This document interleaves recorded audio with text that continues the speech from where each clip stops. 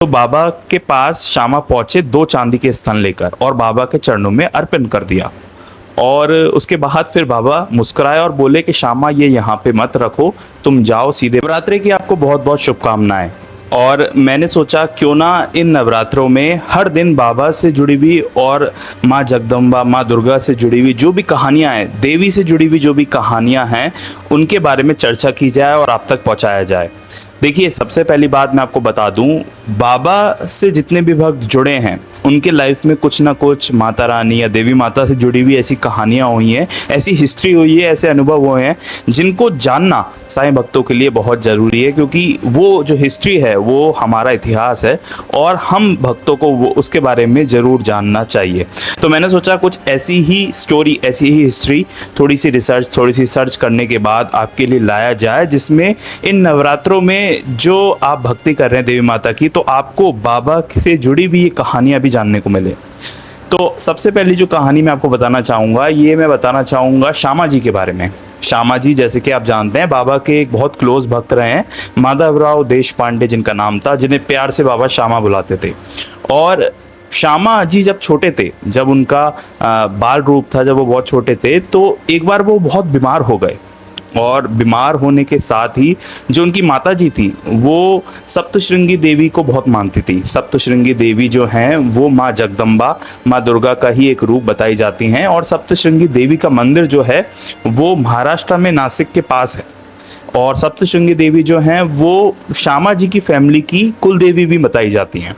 तो हुआ ये कि जब श्यामा जी बहुत बीमार हो गए तो उसके बाद उनकी जो माता जी थी उन्होंने सप्तशृंगी देवी से प्रार्थना की, विनती की कि देवी माँ, जब मेरा पुत्र ठीक हो जाएगा तो मैं आपके चरणों में से ढोग लगवाने लेकर आऊँगी, आपके चरणों में से डाल दूंगी। ऐसे करके उन्होंने प्रार्थना की। और ये मैं बात बता रहा हूँ सालों पहले की, उस ज़माने में जब शिरडी में जो है वो बाबा नए नए आए थे और उसके बाद जो श्यामा जी थे वो बहुत छोटे थे।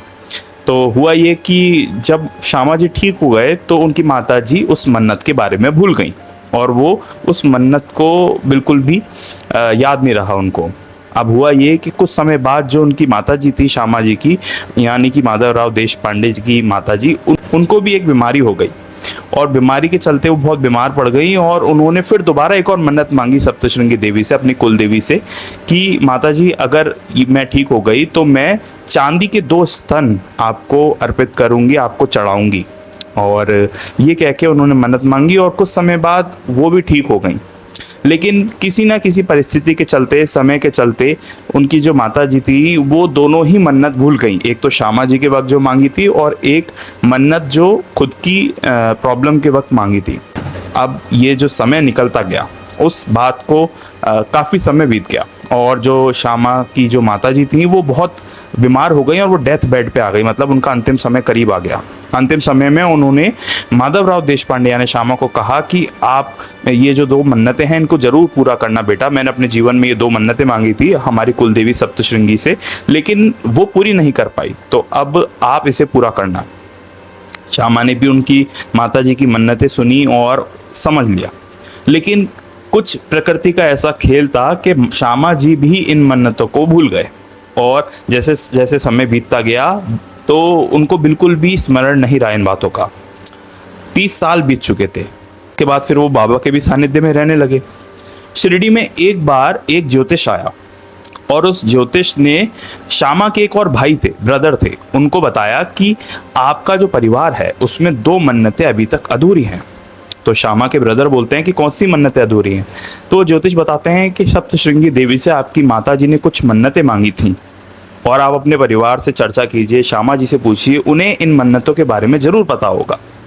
जब उनके भाई ने श्यामा जी से पूछा तो श्यामा को तुरंत याद आया कि हाँ, मेरी माता ने मन्नत मांगी थी, जिनमें एक तो जब मैं बीमार पड़ा था और एक जब वो खुद बीमार पड़ी थी, लेकिन दोनों ही मन्नतें मैं उनकी पूरी नहीं कर पाया। उनका अंतिम समय था, उन्होंने मुझे याद भी दिलाया था, लेकिन समय के साथ या कुछ ना कुछ मैं उलझा रहा ऐसा कि इन मन्नतों के बारे में मैं भूल गया और ये मन्नतें पूरी नहीं हो पाई।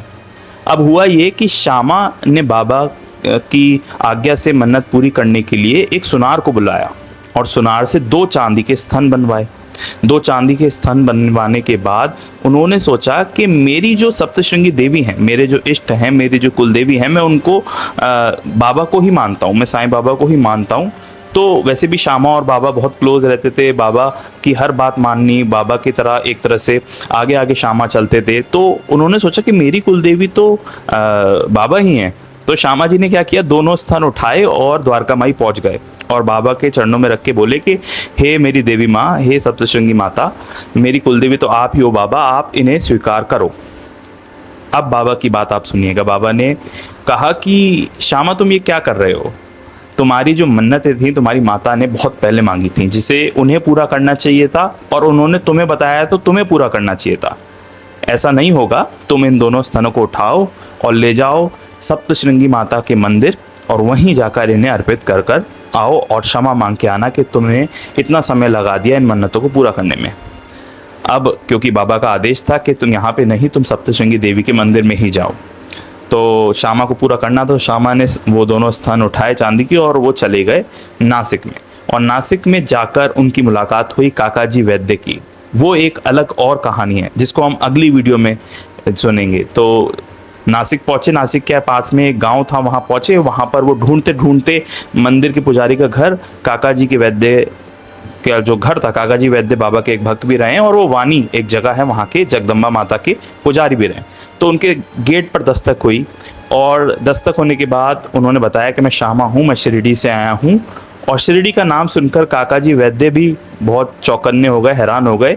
और उसके बाद श्यामा की जो जाना कि जो सामने काकाजी वैद्य हैं वो असल में कौन है, तो उसके बाद श्यामा भी एक हद तक चौंक गए। फिर लेकिन उसके बाद श्यामा ने जो है अपनी मन्नत पूरी करी, मंदिर में जाकर देवी को ढोक दिया और फिर वो काकाजी वैद्य को शिरडी लेकर आए।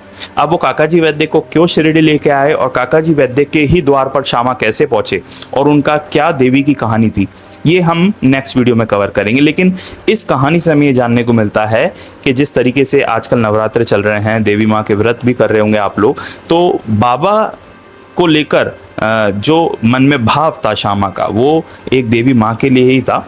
और जो उनके परिवार में मन्नत अधूरी रह गई थी, वो श्यामा बाबा के पास पहुँच गए पूरा करने के लिए।